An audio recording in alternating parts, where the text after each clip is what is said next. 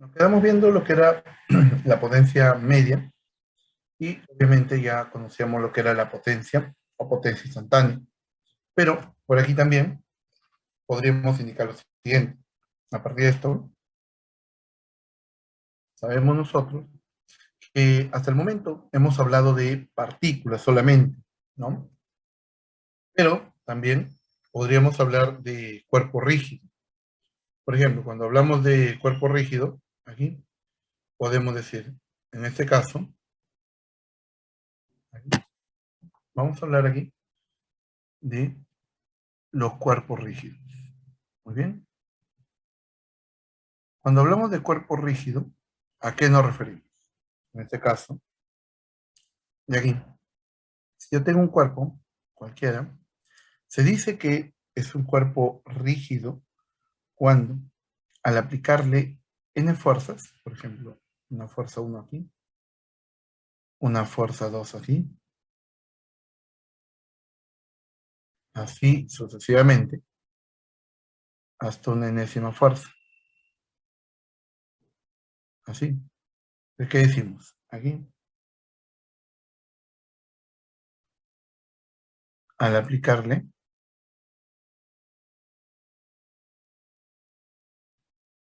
n fuerzas, cualquiera, al cuerpo rígido,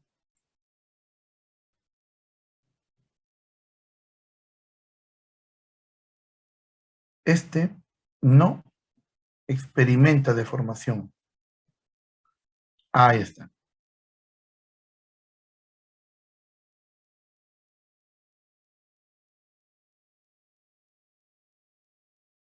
Muy bien. O lo que es equivalente, es decir, siempre cuando yo ubique dos puntos, la distancia que hay entre esos dos puntos, por más fuerza que se le aplique, siempre se va a mantener constante. Correcto. Eso es lo que quiere decir. Ahora, perdón, de aquí tenemos lo siguiente. Entonces, como ya observamos acá, en este caso estas n fuerzas, entonces tenemos aquí lo siguiente. Si tenemos acá estas n fuerzas, entonces, al no variar, puedo decir, ¿qué harán las fuerzas sobre este cuerpo? Ya, no lo deformen, porque es un cuerpo rígido. Pero toda fuerza que hace, toda fuerza que hace, toda fuerza cambia el estado de movimiento, ¿cierto? De lo que hemos visto. Entonces aquí, lo primero que podemos decir es que para este cuerpo rígido, tendríamos en primer lugar que saber lo siguiente. En este caso, entonces, podríamos decir de que en este caso, para cuantificar el estado de rotación, aquí, para cuantificar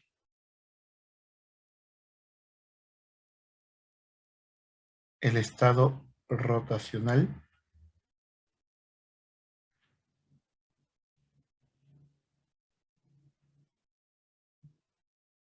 de un cuerpo rígido,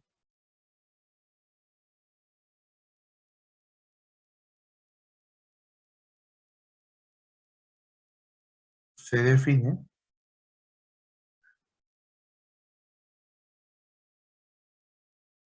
el llamado momento angular,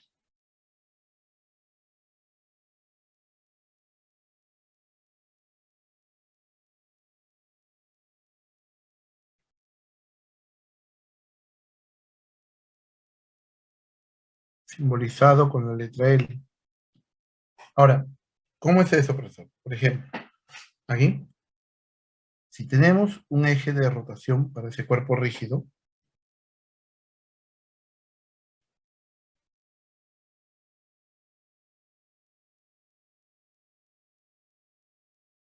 ahí está, se traza ese eje de rotación, es decir, es el eje respecto del cual el cuerpo rígido puede rotar libremente.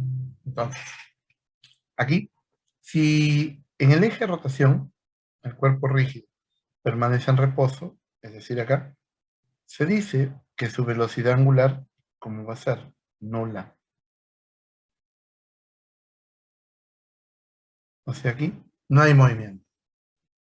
Pero, ¿qué pasa si ahora, respecto a eje C, eje de rotación, aquí, respecto a este eje de rotación, para el otro cuerpo rígido, tenemos lo siguiente. Supongamos que él sí estuviera pues rotando sobre su eje. De aquí, ¿qué podemos decir? Allá. De acá podríamos decir lo siguiente. En este caso, observamos de que aquí tenemos la velocidad angular. Aplicando aquí la regla de la mano derecha, que ya también hemos visto, pues, perdón, en su momento, cuando vimos movimiento circunferencial, esa velocidad angular está así. Y esa velocidad angular va a ser una constante. De modo que, por acá, tenemos lo siguiente. A esto se le llama reposo y a esto se le llama movimiento. MCU, le vamos a llamar referente. Movimiento circunferencial uniforme. Ya. Ahora, pero, profesor, ¿y eso de qué nos sirve, no? Sería la pregunta. En este caso, aquí, cuando hablamos del cuerpo rígido, observamos lo siguiente. En este caso, a cualquiera de estos dos se le llama los estados naturales de movimiento rotacional. Es decir, aquí,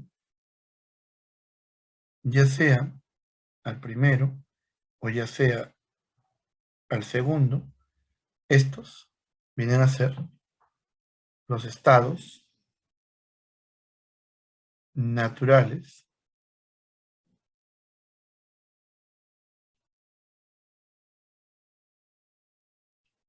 de movimiento rotacional.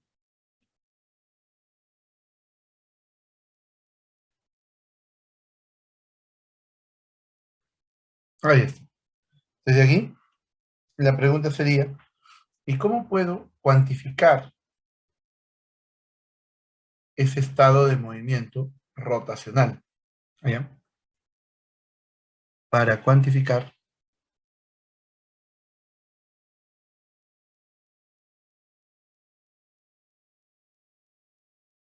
el estado de movimiento rotacional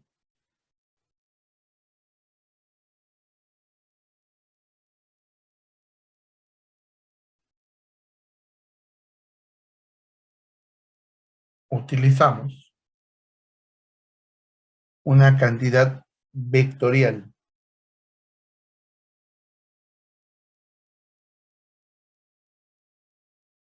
aquí, denominada momento angular. Ah, ya lo hemos puesto acá. Vamos a tomar esto nada más. Entonces, de aquí, a partir de esto, tenemos lo siguiente. De aquí entonces, el L, vamos a ponerlo así, en este caso, el diferencial de L, el diferencial de momento angular, sería igual a ¿qué? A omega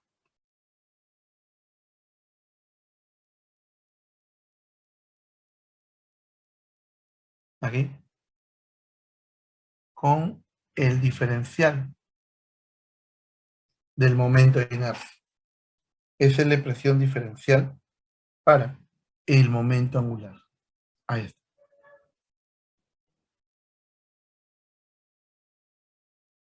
Ahora, de ahí, aquí, en este caso, es el momento de inercia infinitesimal.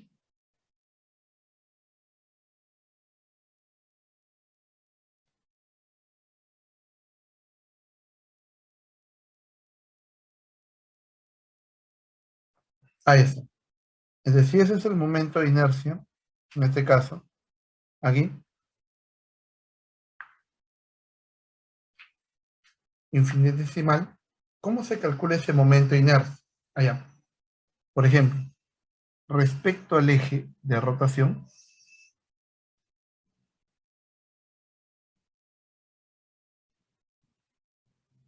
de rotación, tenemos esto. Si este es el eje de rotación, si yo tengo el cuerpo rígido, vamos a exagerar un poco. Ahí está. Y el cuerpo rígido está rotando respecto a este eje. Desde aquí, lo que hacemos es trazar una perpendicular, así de esta manera. Acá forma 90 grados. Y acá yo tengo el diferencial de masa. Y acá yo tengo esta distancia R. El diferencial del momento de inercia aquí será igual a ¿qué? Al R al cuadrado por el diferencial de masa. Así.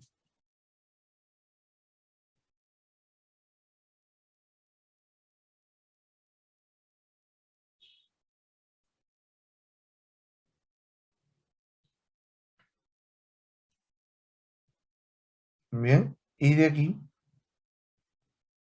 la unidad, ¿a qué va a ser igual? A kilogramo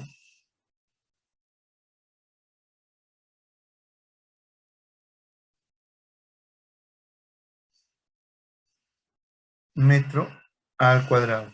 ¿Correcto? Y de acá, la unidad, ¿a qué ser igual? En este caso, va a ser igual a kilogramo metro al cuadrado por segundo. Así. ¿Muy bien? Listo, señores. Eso es lo que tenemos. Ahora de aquí, ¿qué decimos?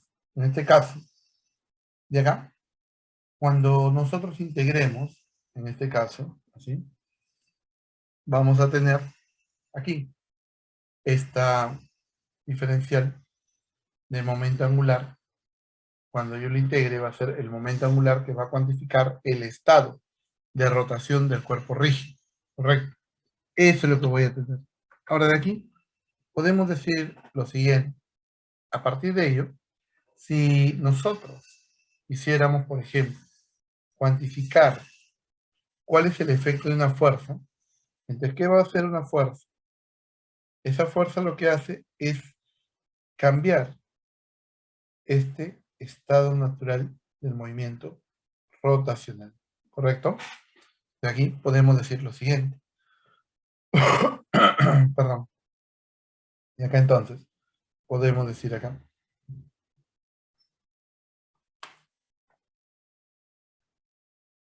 Si nosotros aplicamos una fuerza sobre un cuerpo rígido, al aplicar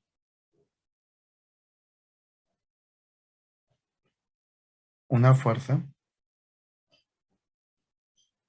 al cuerpo rígido,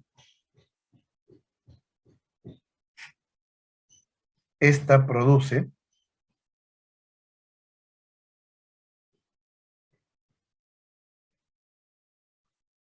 un cambio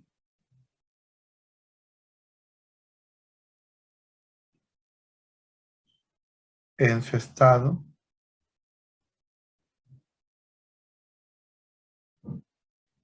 de movimiento rotacional.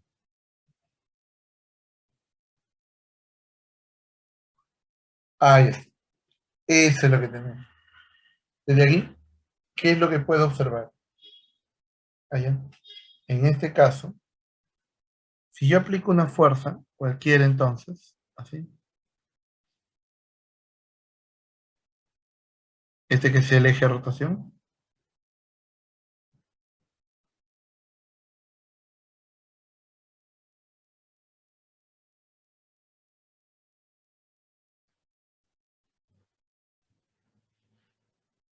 Si se le aplica una fuerza así, o de en cualquier otra orientación, entonces, esta fuerza produce un efecto de rotación. Ahí está. Esta fuerza produce este efecto de rotación.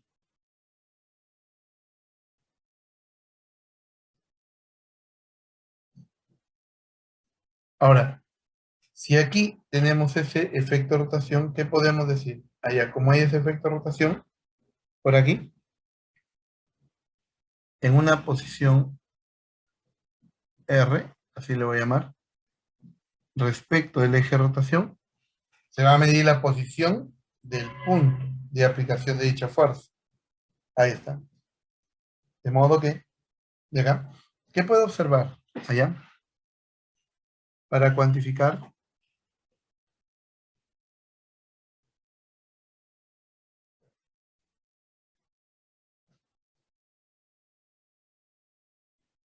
el efecto de rotación, aquí, ¿qué puedo decir? En este caso, para cuantificar ese efecto de rotación, se utiliza una cantidad vectorial también, una cantidad vectorial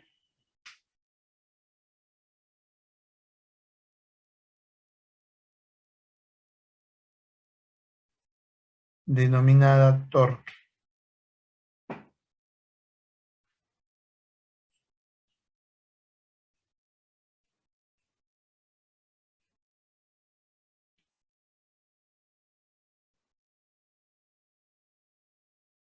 Entonces, señores, el torque viene a ser eso, una medida del efecto de rotación que produce una fuerza sobre un cuerpo rígido. Profesor, ¿y sobre una partícula podemos hablar de torque? Señores, una partícula no experimentaría torque puesto que ella no va a rotar. Toda partícula recuerda que solamente se traslada, ¿correcto? Eso deben de recordar. Muy bien. Entonces aquí tenemos lo siguiente. A partir de ello, podemos decir entonces, se define el torque de la siguiente manera. El torque de la fuerza F respecto de ese punto O sería igual a R hasta F. Así es, amigo.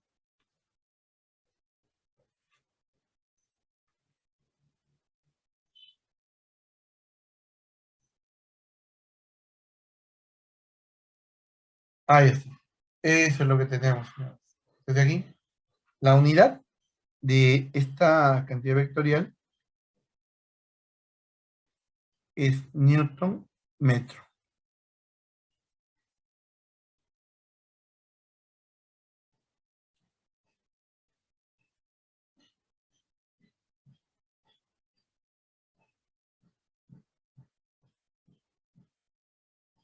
Ahí está. Muy bien. Entonces ya tengo ahí el torque. Entonces, ahora, ¿qué hace el torque? Produce un cambio en el efecto de rotación.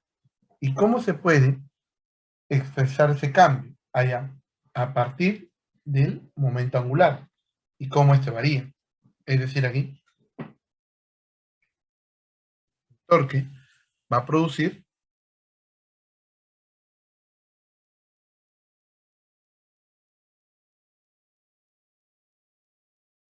produce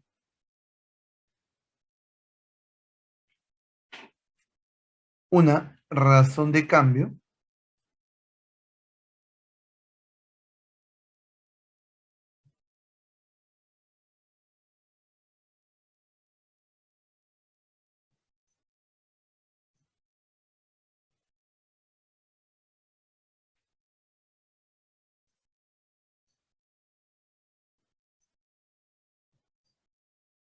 del momento angular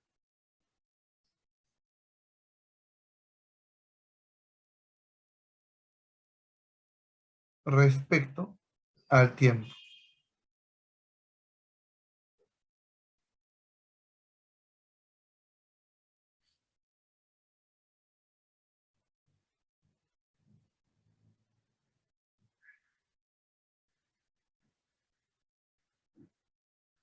Muy bien.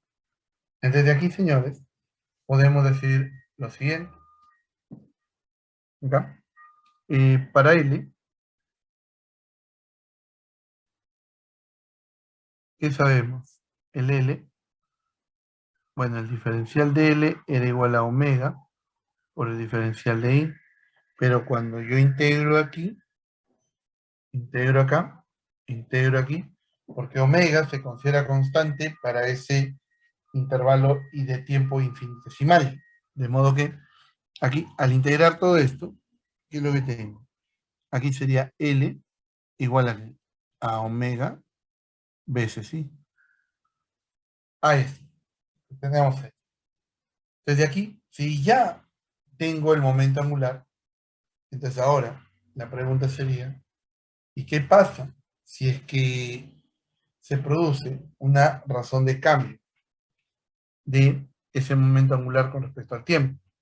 Ahora sí, decimos en este caso, y que viene a ser el momento de inercia,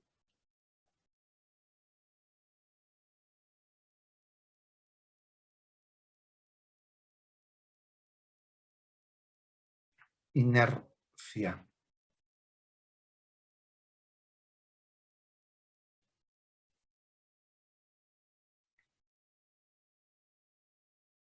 Aquí, que depende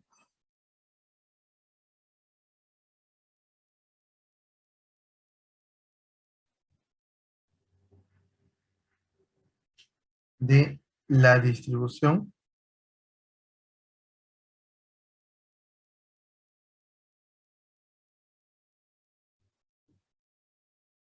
de masa y de la geometría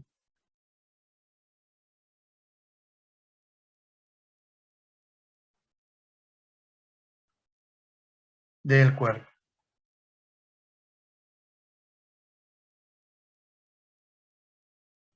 Ahí es. Eso es lo que tenemos.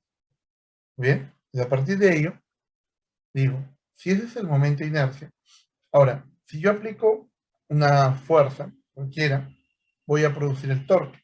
Pero entonces el torque, ¿qué va a hacer? Va a hacer que esta cantidad varíe. Es decir, de acá tenemos lo siguiente. El torque producido por una fuerza respecto de un eje, esto va a producir así una razón de cambio infinitesimal del momento angular con respecto al tiempo. Siempre. Pero, profesor, ¿eso qué significa? Allá. Ah, esto. Entonces de aquí, si ya tengo ello, digo, bueno, y acá. Y sabemos lo siguiente. Tenemos el torque de la fuerza F con respecto a un punto O. ¿A qué sería igual? Bueno, sería la derivada con respecto al tiempo.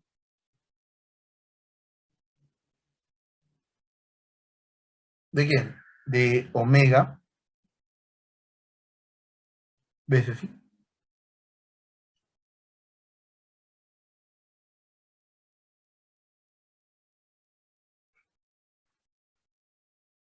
Ahí está.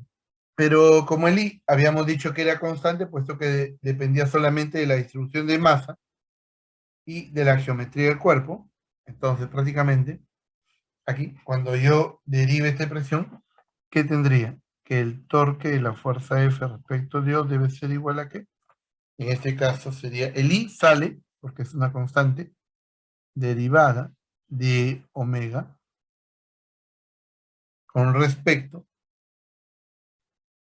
aquí, al tiempo. Ahí está. Entonces, eso es lo que tenemos. Pero ¿qué cosa es esto? Allá, esto sería lo que tú ya conoces también desde el MCU, el momento de inercia por alfa. Correcto. Desde aquí te dice que el torque que va a producir cambia en la velocidad angular. Así es como se verifica esa presión. ¿Muy bien? Ahí está.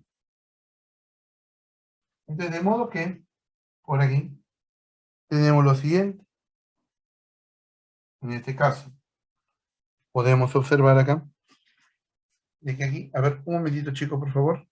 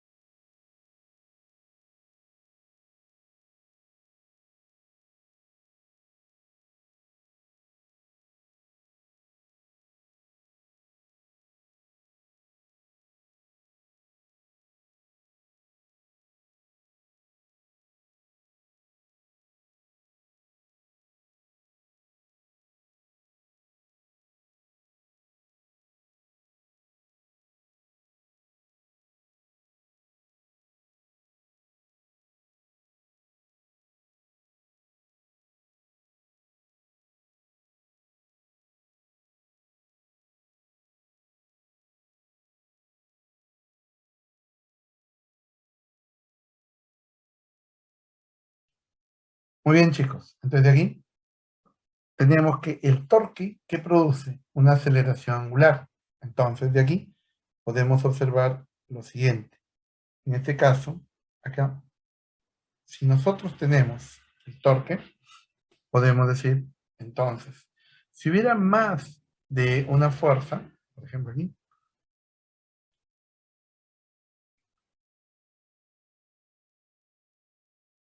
suponiendo que para el cuerpo rígido estuvieran aplicadas más de una fuerza. Por ejemplo, acá, considerando para un cuerpo rígido,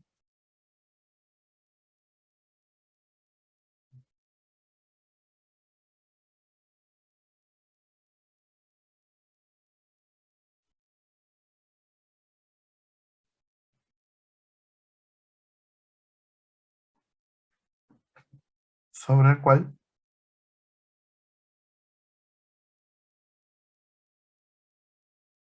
están aplicadas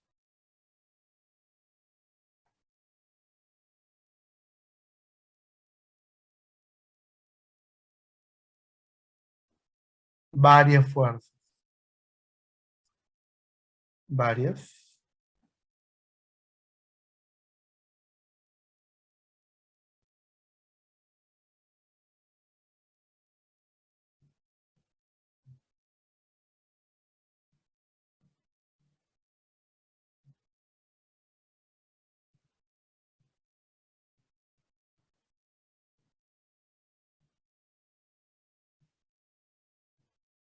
Entonces yo tengo aquí de nuevo el mismo cuerpo rígido y por acá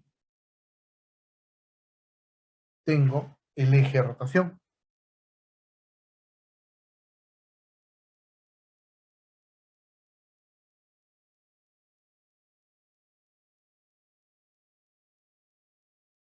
Ahí está.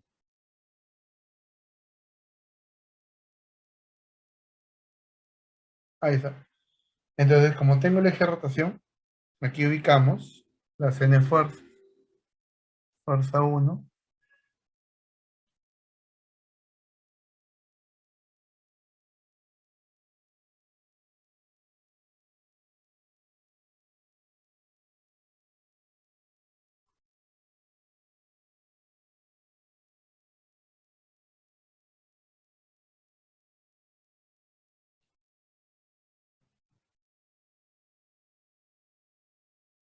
Ahí está. Supongamos que tenemos esas N fuerzas. Entonces, por el principio de superposición, ¿qué debe suceder?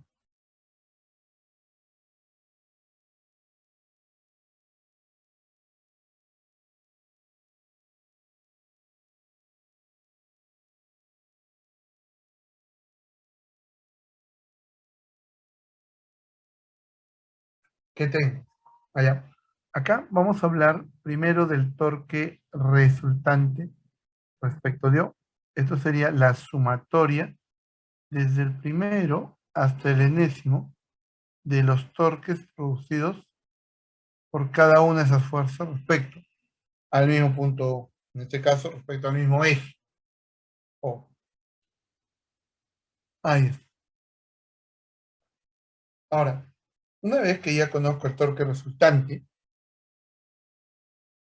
entonces, ¿qué digo? A partir de ese torque resultante,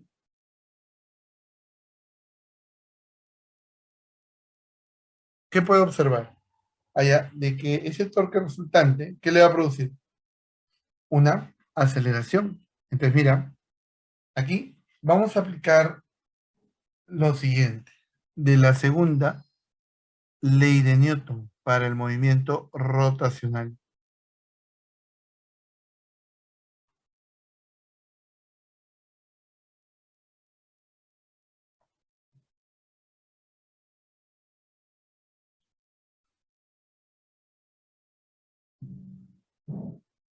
Ahí está. De la segunda ley de Newton. ¿Qué tenemos? Que la aceleración angular que va a tener ese cuerpo rígido respecto de su eje de rotación va a ser igual a que a la sumatoria desde el primero hasta el enésimo de los torques producidos por cada una de esas fuerzas respecto al mismo punto O. Correcto. Eso es lo que tenemos. Bien. De modo que esto dividido por el momento de inercia. En el momento de inercia, aquí es equivalente a la masa, es decir, es aquella cantidad escalar que nos va a cuantificar, en este caso, el grado de oposición al cambio en el estado de movimiento, ¿correcto? De esa manera es como se tiene la segunda ley de Newton en el movimiento rotacional. ¿Bien? Ahí está. Muy bien, señores. Ahora sí. Desde aquí. Ahí está. Decimos lo siguiente. A partir de esto, entonces, ¿qué es lo que tenemos? Bueno, en este caso, de aquí, si nosotros, por ejemplo aquí, tenemos que el cuerpo está acelerando, obviamente puede acelerar con una aceleración angular constante o variable, dependiendo cuál sea el caso, y aplicamos lo que ya hemos visto en movimiento circunferencial. Pero ahora, ¿qué pasa si nosotros, por ejemplo, hablamos aquí del equilibrio rotacional o el equilibrio de cuerpo rígido?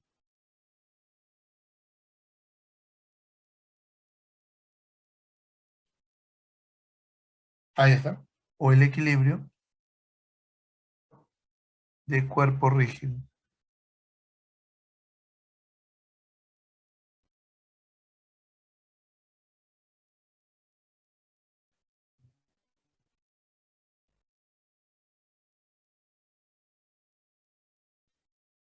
Aquí. ¿Qué nos plantea ese equilibrio de cuerpo rígido? De que el torque resultante respecto de cualquier eje de rotación debe ser nulo. Y de acá, ¿qué tenemos? Esta es la condición de equilibrio rotacional, ¿correcto? Ahí está. Así de esa manera. Listo.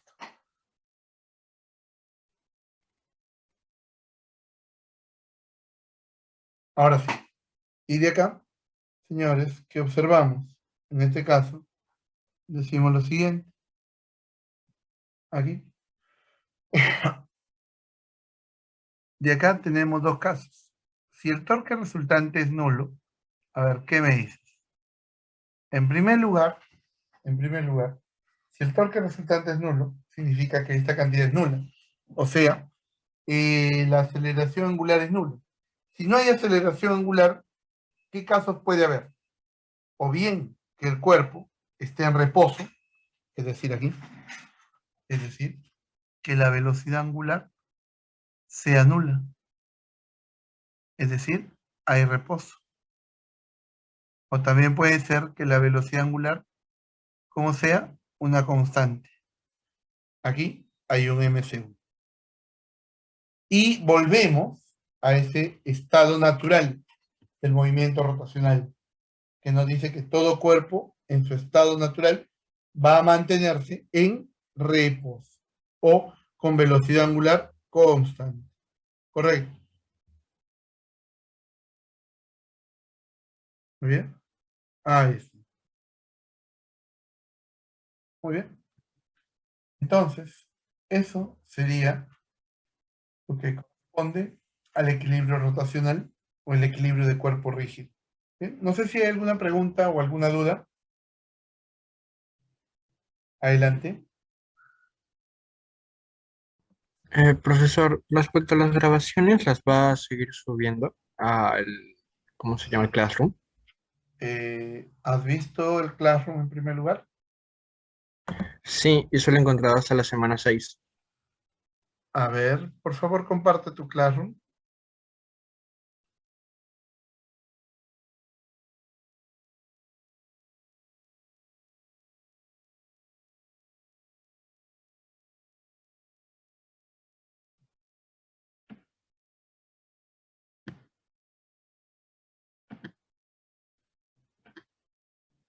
Caballero, ¿puede compartir, por favor?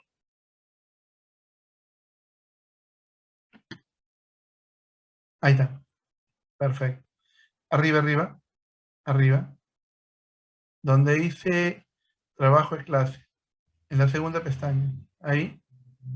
A ver, baja hasta la semana 7. ¿Qué es esta? La siguiente. Baja, baja. Es lo máximo, no se puede bajar más. Solo está ¿Así? hasta esa sesión, sí.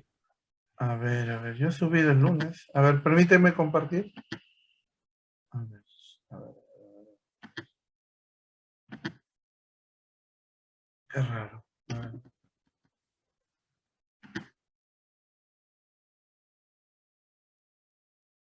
Ujú.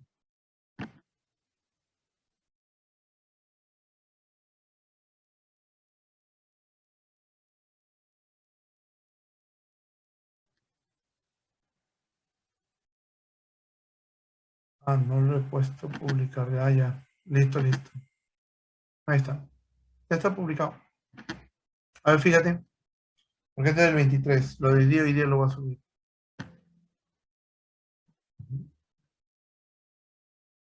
Este es el Ah, 16. sí, ahora sí aparece, profesor. Ya, listo. Bacán. Ya, ahora sí. Allá.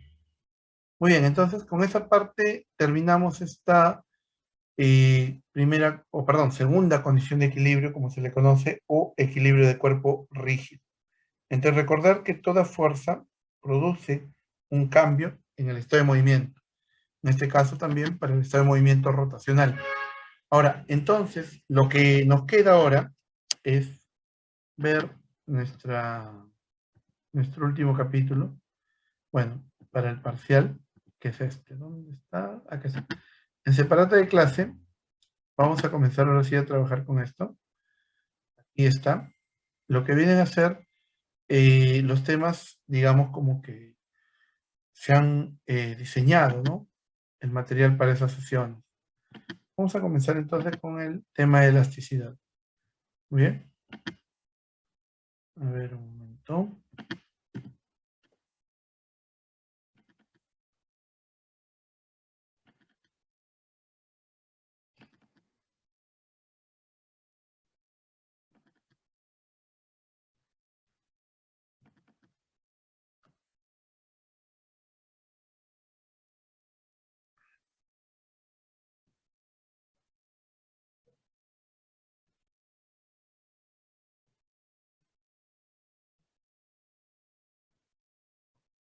Muy bien, señores. Entonces, vamos a comenzar aquí compartiéndole la pantalla. Bien.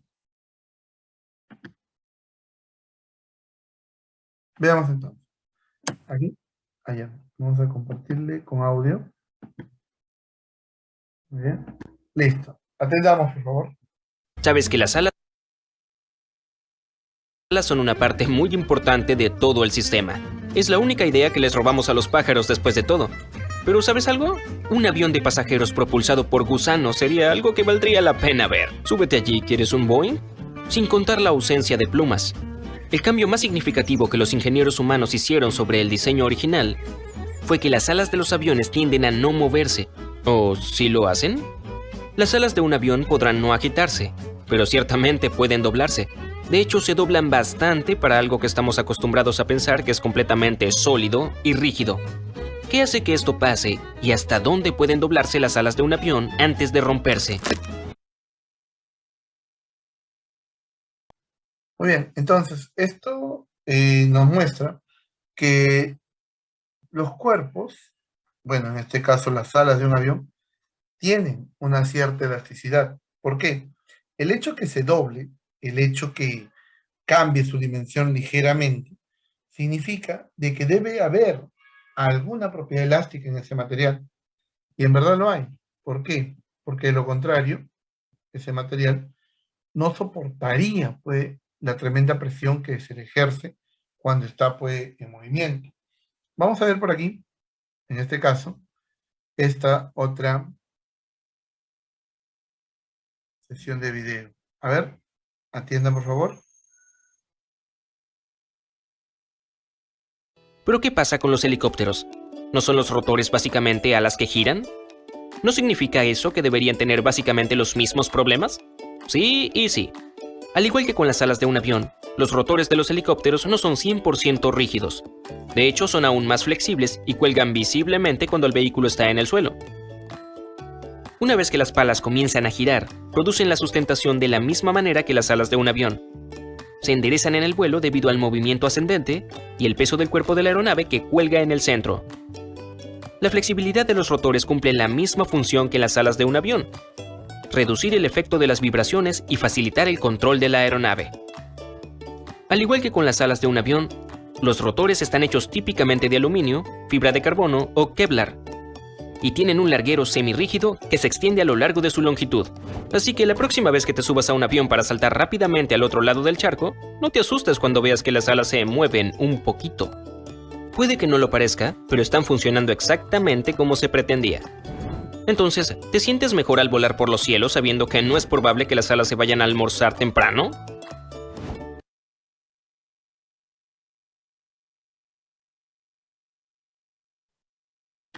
Y por último, aquí por ejemplo, veamos estas edificaciones chinas. El concreto se agrietará y se astillará durante un terremoto, pero las estructuras de madera permanecerán estables. Hay pagodas japonesas que han sobrevivido por siglos en uno de los lugares más tectónicos de la Tierra. Todo porque las maderas pudieron flexionarse en lugar de romperse. Esta es también la razón por la que los diseñadores de edificios resistentes a los terremotos se centran en encontrar formas de hacer que las estructuras sean más flexibles en lugar de tratar de resistir la vibración a través de la fuerza bruta. No son las vibraciones las que hacen que las cosas se rompan, sino la incapacidad de moverse con ellas. Muy bien, entonces, ¿qué hemos visto? Que de manera natural todo cuerpo tiende a deformarse. Ahora, debido a esa deformación que puede ser inducida caso en un terremoto, en un sismo, o de manera natural, caso de un helicóptero, de un avión, entonces podemos ver de que esa deformación que se puede generar en el cuerpo puede incluso hasta fracturar el cuerpo. En el caso de una estructura, una casa, un edificio, eso puede ser pues prácticamente un resquebrajamiento de la estructura. Desde aquí nos preguntamos, ¿no? ¿Cuándo se va a deformar un cuerpo? En este caso, cuando se le aplica fuerza. Y estas fuerzas hacen que el cuerpo cambie de forma o de tamaño. Y para ello debemos de conocer lo que es el esfuerzo, que es una medida de la fuerza por unidad de área. Es una cantidad escalar, la cual va a causar deformación. Mientras que la deformación es lo que me va a describir el cambio de la forma resultante. Y estos dos definen lo que corresponde al módulo de elasticidad. De modo que, de aquí, cuando hablamos del módulo de elasticidad, es una cantidad escalar que nos cuantifica el valor del esfuerzo por la deformación. A esto se le llama la ley de Hooke, donde las unidades para el esfuerzo son newton por metro cuadrado, la deformación es una cantidad dimensional y el módulo de elasticidad es newton por metro cuadrado. Ahora, cuando hablamos del esfuerzo, es decir, de esa cantidad escalar que me cuantifica el módulo de elasticidad por la deformación, digo, aquí, el esfuerzo, ¿cómo lo voy a cuantificar? En este caso, el esfuerzo lo que hace es medirme la distribución de una fuerza normal por unidad de área. Profesor, me hace acordar al fluido, cuando yo tengo fuerza perpendicular entre áreas. Claro, digamos que las fórmulas son equivalentes, pero no expresan lo mismo. En el caso de un esfuerzo, hablamos, en este caso, ya sea, puede ser en un líquido, puede ser en un gas o puede ser en un sólido. Pero cuando hablamos de presión, recuerdas tú que hablábamos exclusivamente de fluidos. Los sólidos estaban fuera de su alcance. Muy bien. Entonces aquí podemos decir lo siguiente. En este caso, llegamos. Cuando hablamos del esfuerzo por tensión, es cuando el cuerpo se tiende a estirar. Y cuando hablamos del esfuerzo por compresión, es cuando el cuerpo se le tiende a comprimir. Entonces aquí tengo fuerza y acá hay un cambio de longitud, que sería la longitud final menos la longitud inicial. Y el esfuerzo lo que va a hacer es medir el módulo de la fuerza normal por el área. O sea, esta cantidad siempre es positiva. Módulo y módulo siempre positivo. Mientras que, perdón, la deformación acá va a ser igual a qué? A la longitud final menos la longitud inicial entre la longitud inicial. Ahora, tener cuidado aquí, porque en el caso de la deformación, cuando es un esfuerzo por compresión, siempre la longitud final es menor a la longitud inicial. Y por lo tanto, el numerador se hace negativo. Entonces, para evitar ello, mayormente aquí se le coloca una barrita de valor absoluto. Correcto. Para evitar que sea negativo. Porque siempre esa cantidad se considera positiva. ¿Correcto? Donde la deformación sería, en este caso, este cambio de longitud entre la longitud inicial. Ahora, cuando hablamos nosotros de los módulos de elasticidad, los módulos de elasticidad lo que nos cuantifican es el esfuerzo por deformación, es decir, el módulo de la fuerza normal por unidad de área entre el valor absoluto del cambio de longitud entre la longitud inicial. Entonces eso sería fuerza perpendicular por unidad de área y aquí esto sería longitud inicial entre el valor absoluto del cambio de longitud. Entonces, ¿qué significa? Que cuanto mayor sea la deformación que tenga el cuerpo, es porque su módulo de elasticidad es más pequeño. A mayor módulo de elasticidad es más difícil de formar. Y a menor módulo de elasticidad es más fácil de formar. Adelante. ¿Qué pasó, Kenneth? Muy bien. Ahí está. Entonces, aquí. Veamos. En este caso, Aquí tienen ahí una pequeña aplicación. En este caso aquí, lo que vamos a hacer es lo siguiente. Tengo una varilla metálica. Ponla por acá.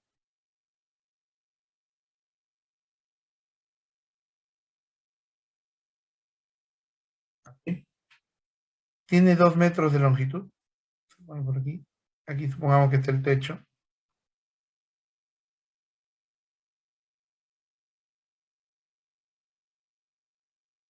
Ahí está.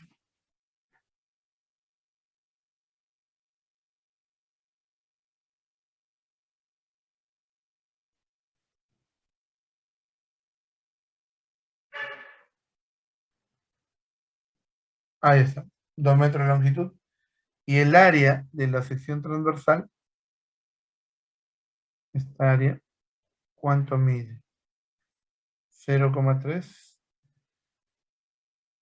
por 10 a la menos 4 metros cuadrados.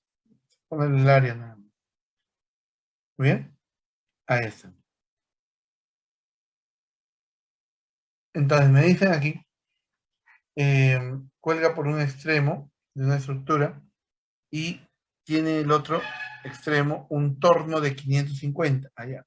Acá está el torno de 550. O sea, el peso sería igual a 550 por 9,8.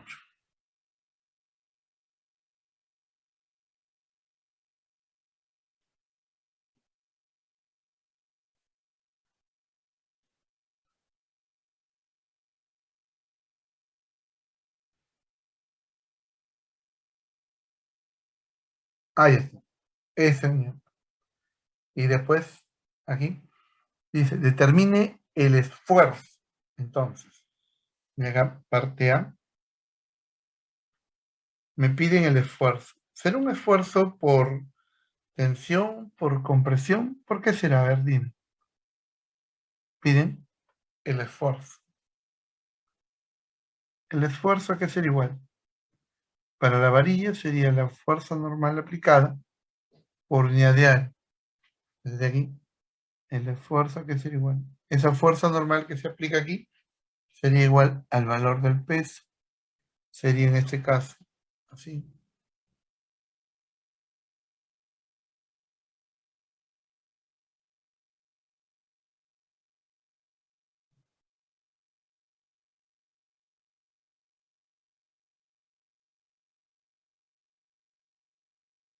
Y este 550, de aquí,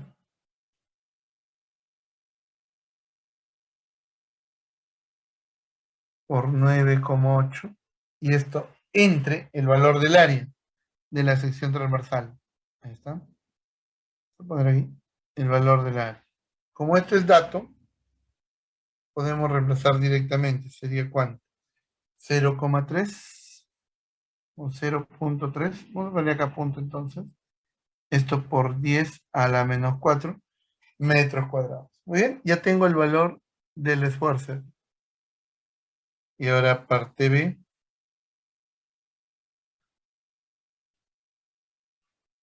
De acá. Dice, la deformación.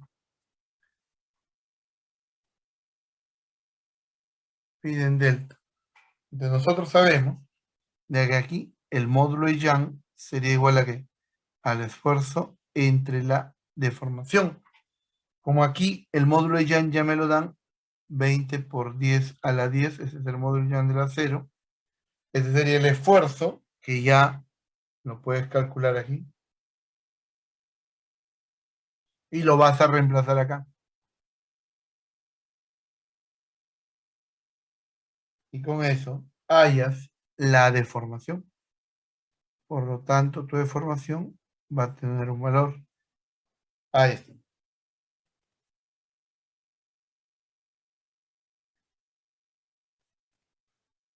Muy bien. Y esta cantidad, por si acaso, es adimensional. Y por último, el alargamiento. ¿Sí? Parte C.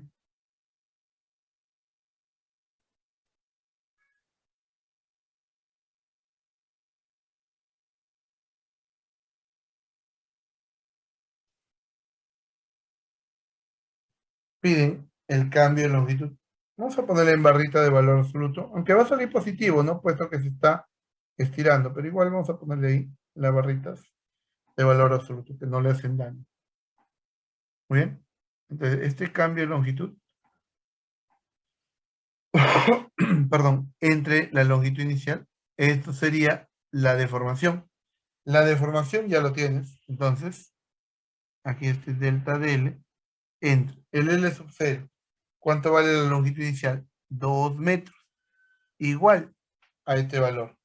Desde aquí, por lo tanto, el alargamiento ya es conocido. Bien, de acá, lo único que vas a hacer es de esta deformación que tienes aquí, lo vas a pasar acá. Y de ahí, reemplaza nada más. Listo. ¿Se entendió, señores? Adelante.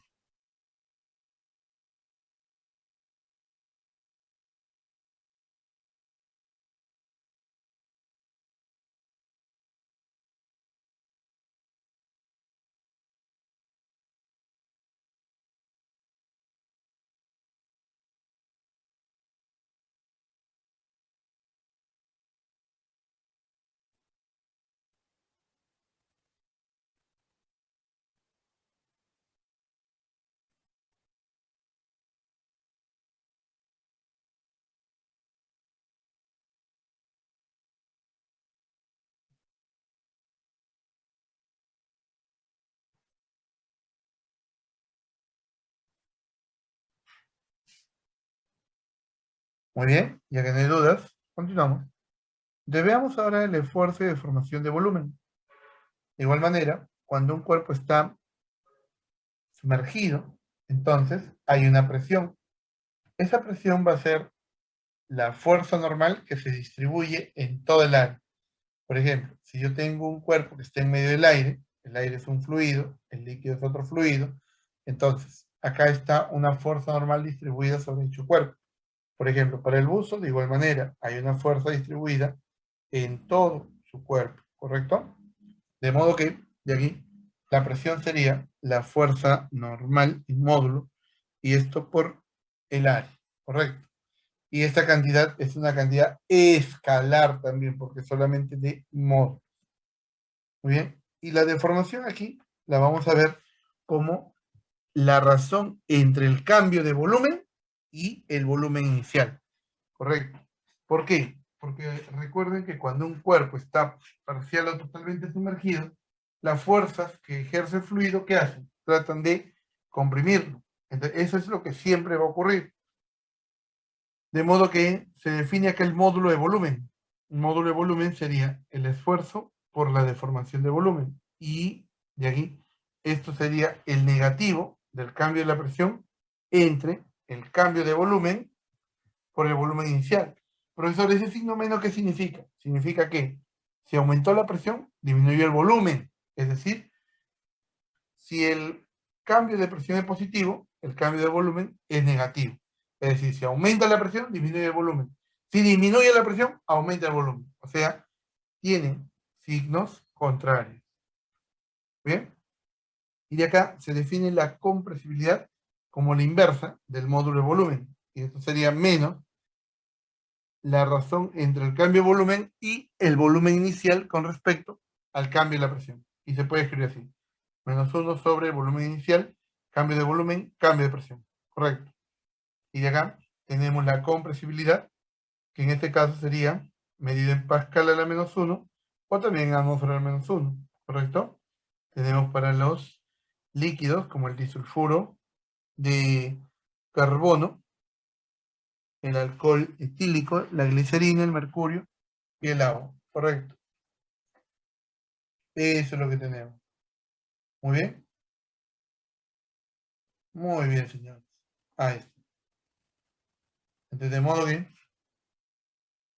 por ejemplo, para la compresibilidad del agua, podemos decir, en este caso, significa que si ella tiene este valor de compresibilidad, significaría que por cada aumento de una atmósfera en presión, el volumen del agua disminuye en 46.4 partes por millón. Eso es lo que significa, ¿correcto? Ahí está. Ahí tienen una aplicación y pasamos al volumen de corte. Correcto. Ahí está. Muy bien.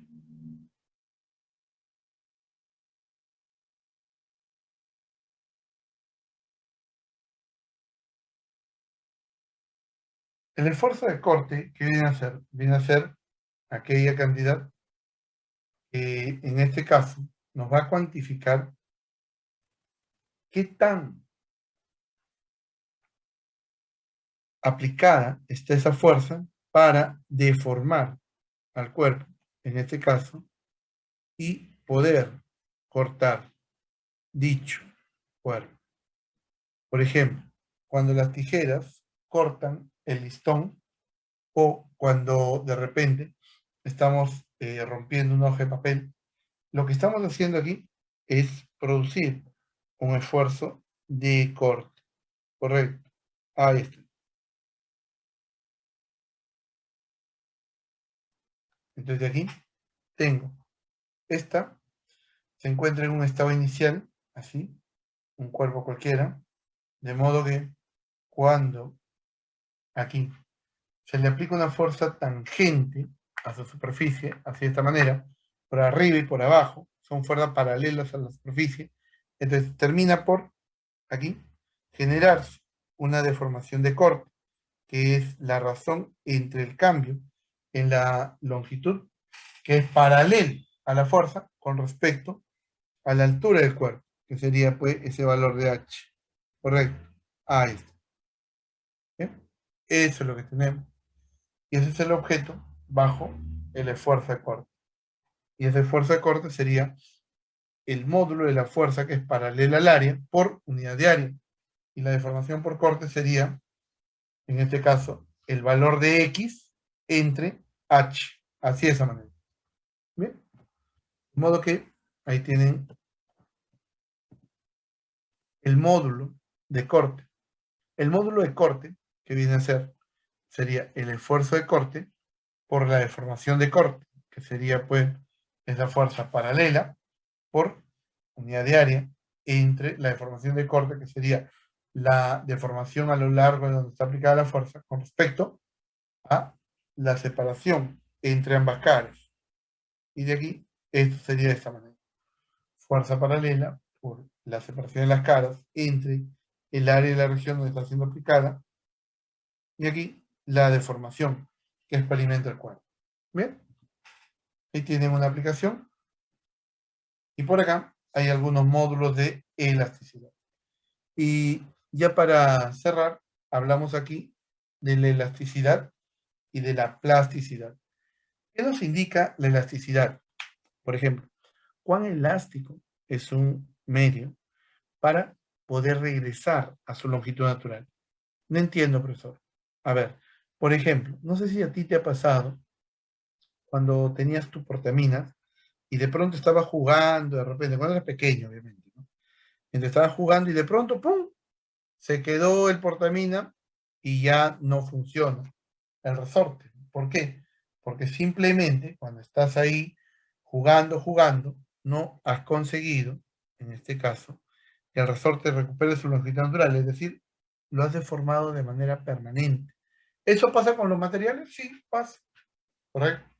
O sea, todo cuerpo elástico o también de cualquier otro tipo tiene límites.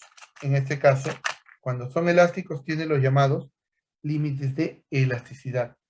Por ejemplo, perdón, cuando tenemos aquí la deformación que sea menor al 1%, aquí tiene un comportamiento elástico. ¿Qué quiere decir? Que si yo lo soltara en este punto al cuerpo, el cuerpo retorna automáticamente a su deformación, o perdón, a su longitud natural. Entonces recuperó completamente su longitud. Pero ¿qué pasa si le sigo aplicando una fuerza mayor?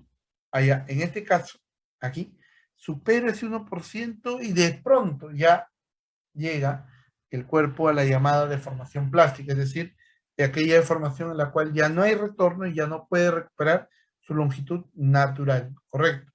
Y luego de eso, cuando se le suelta el cuerpo, por aquí, vuelve a recuperar una parte de su longitud natural, pero se queda con una deformación permanente, ¿correcto? Eso es lo que tenemos. Y por aquí tenemos, por ejemplo, la región del comportamiento elástico, del límite proporcional y de la deformación plástica. ¿Y qué pasa si lo sigo deformando, profesor? Fácil. Si usted sigue, por ejemplo, estira un resorte, va a llegar a un punto en el cual se empieza a fracturar, es decir, lo llegas a romper y ya jamás recupera su longitud natural. Correcto. Eso es lo que tenemos. ¿Bien? Ahí está. Y por aquí tenemos la llamada curva de histéresis, ¿correcto? Ahí está.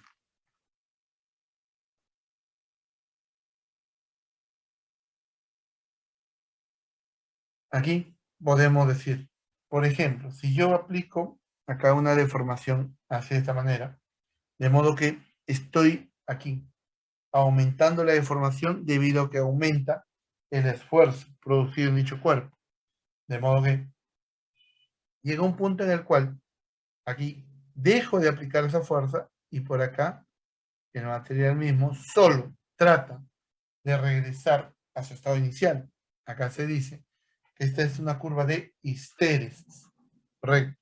¿Por qué? Porque fue llevado a un estado de alta deformación debido a un gran valor de esfuerzo y de pronto que cuando se deja de aplicar el esfuerzo, comienza aquí a disminuir, pero cuando disminuye la deformación, podemos ver que no lo hace por el mismo camino por el cual fue estirado.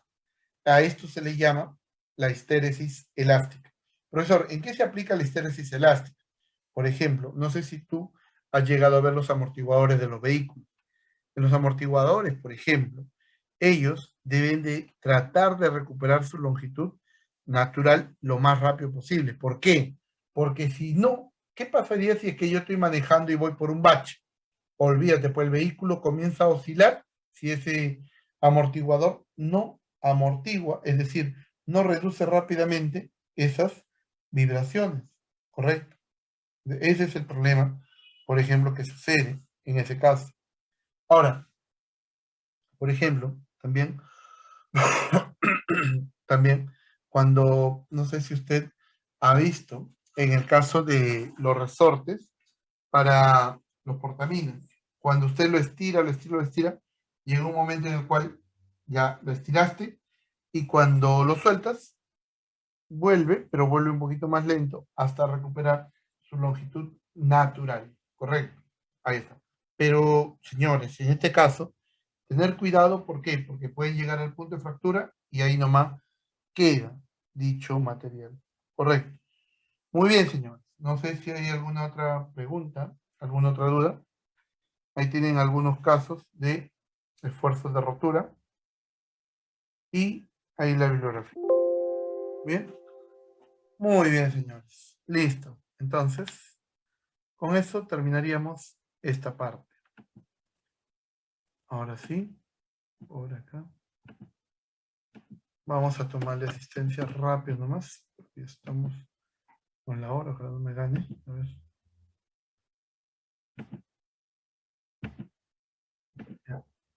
Responden presente, por favor, o escriban, ya para ver.